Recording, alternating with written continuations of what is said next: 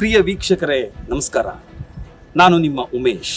ತೀರಾ ಇತ್ತೀಚೆಗೆ ನನ್ನ ಕಾಶ್ಮೀರ್ ಡೈರಿ ಎನ್ನುವ ಕೃತಿಯೊಂದು ಬಿಡುಗಡೆಯಾಗಿದೆ. ಕಾಶ್ಮೀರ್ ಡೈರಿ ಕೇವಲ ಒಂದು ಪ್ರವಾಸ ಕಥನ ಅಲ್ಲ, ಕಾಶ್ಮೀರದ ಇಂದು, ನಿನ್ನೆ ಮತ್ತು ನಾಳೆಯ ಸಂಪೂರ್ಣ ಚಿತ್ರಣ ಇರುವಂತಹ ಒಂದು ಅಪರೂಪದ ಕೃತಿ.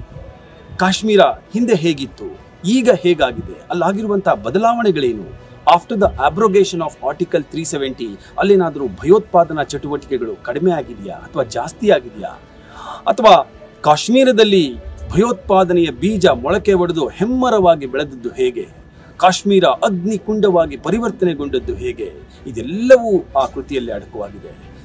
ಈಗಾಗಲೇ ಆ ಕೃತಿ ಕರ್ನಾಟಕದ ಎಲ್ಲ ಪುಸ್ತಕ ಮಳಿಗೆಗಳಲ್ಲೂ ಲಭ್ಯ ಇದೆ. ನೀವು ಅದನ್ನ ಕೊಂಡು ಓದಿ. ಅಂದ ಹಾಗೆ ಕಾಶ್ಮೀರದ ಬಗೆಗಿನ ಅನೇಕ ವಿಶ್ಲೇಷಣೆಗಳು ಇರುವಂತಹ ಕೆಲವು ಅಪರೂಪದ ವಿಡಿಯೋಗಳನ್ನು ನಾನು ಮಾಡಿದ್ದೇನೆ. ಅದೆಲ್ಲವೂ ಮುಂದಿನ ದಿನಗಳಲ್ಲಿ ನಿಮಗೆ ಲಭ್ಯ ಆಗೋದು ಮಾಡ್ತೇನೆ. ನೀವು ಮಾಡಬೇಕಾದಿಷ್ಟೇ, ನನ್ನ ಧಾತ್ರಿ ಕ್ರಿಯೇಷನ್ಸ್ ಎನ್ನುವಂತಹ ಯೂಟ್ಯೂಬ್ ಚಾನಲ್ಗೆ ಸಬ್ಸ್ಕ್ರೈಬ್ ಆಗಿ. ನಿಮಗೆ ನಿರಂತರವಾಗಿ ನೋಟಿಫಿಕೇಶನ್ಸ್ಗಳು ಬರುತ್ತೆ ಮತ್ತು ವಿಡಿಯೋಗಳು ಲಭ್ಯ ಆಗುತ್ತೆ. ನಮಸ್ಕಾರ.